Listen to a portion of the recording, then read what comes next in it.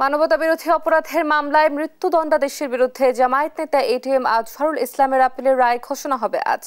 মঙ্গলবার সকালে প্রধান বিচারপতি সৈয়দা রেফাত আহমেদের নেতৃত্বাধীন ৭ বিচারপতির পূর্ণাঙ্গ আপিল বেঞ্চ এ রায় দেবেন। ৭১-এ মুক্তিযুদ্ধ চলাকালে রংপুর অঞ্চলে গণহত্যা, হত্যা, অপহরণ, ধর্ষণ সহ মানবতা বিরোধী অপরাধের অভিযোগ আনা হয়েছিল আজহারের বিরুদ্ধে।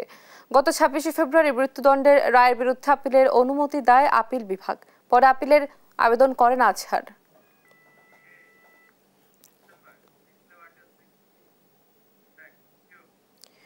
দর্শক, সুপ্রিম কোর্টে রয়েছেন আমাদের সহকর্মী সাবরিনা মজুমদার, সরাসরি যোগ দিচ্ছেন তিনি।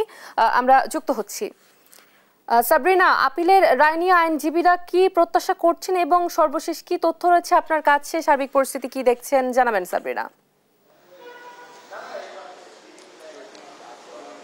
অতসী, আজকে বহুল আলোচিত জামাত নেতার সাবেক ভারপ্রাপ্ত সেক্রেটারি জেনারেল এটিএম আজহারুল ইসলামের যে মৃত্যুদণ্ডাদেশ বহাল রেখেছিলেন আপিল বিভাগ, সেটির রায়ের জন্য আজকের দিন ধার্য করা হয় এবং এটি প্রথম মামলা যেটিতে আপিল শুনানির থেকে রিভিউ পর্যায়ের শুনানির জন্য এই মামলাটিকে ঠিক করা হয়।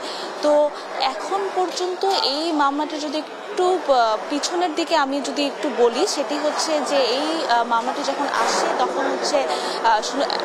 আপিল বিভাগে আসলো, সেটির জন্য কার্যতালিকায় কিন্তু এই মামলাটি আসে না। কিন্তু পরবর্তী প্রেক্ষাপটে যে ৫ই আগস্ট যখন সাবেক প্রধানমন্ত্রী শেখ হাসিনা সরকার পতনের পর এটি পুরোপুরি আপিল বিভাগে আসে এবং শুনানি হয়। শুনানি হওয়ার পর এখানে রাষ্ট্রপক্ষ এবং জামাত নেতা এটিএম আজহারুল ইসলামের যে আইনজীবী শিশির মুনির, তারা যুক্তিতর্ক আদালতে উপস্থাপন করেন এবং আইনজীবী শিশির মুনির এটি কালকে আমাদেরকে জানিয়েছেন যে তিনি প্রত্যাশা করছেন যে এই মামলায় আসলে কোনো ধরনের সাক্ষ্য প্রমাণ নেই এবং এটিতে রাজনৈতিক প্রতিহিংসার কারণে এই এটিএম আজহারুল ইসলামের এইখানে মৃত্যুদণ্ডাদেশ দেওয়া হয় বিগত সরকারের কারণে, এবং তিনি প্রত্যাশা করছেন যে আজকে আজহারুল ইসলাম খালাস পাবেন।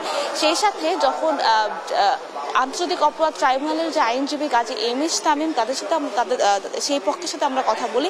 কাজী এম এস তামিম বলেছিলেন যে এই যে যদি এটিএম আজহারুল ইসলামের যদি আজকে রায়ে খালাস পান তাহলে কিন্তু সেখানে আন্তর্জাতিক আইনের প্রশ্নবিদ্ধ হবে, কিন্তু এই আন্তর্জাতিক অপরাধ ট্রাইব্যুনাল আইন যেটিকে করা হয়েছিল সেটিকে কোনো অসৎ উদ্দেশ্যে কিন্তু করা হয়নি, কিন্তু এই আইনে বিগত সরকার এই আইনটিকে অসৎ উদ্দেশ্যের জন্য এটিকে ব্যবহার করেছিল।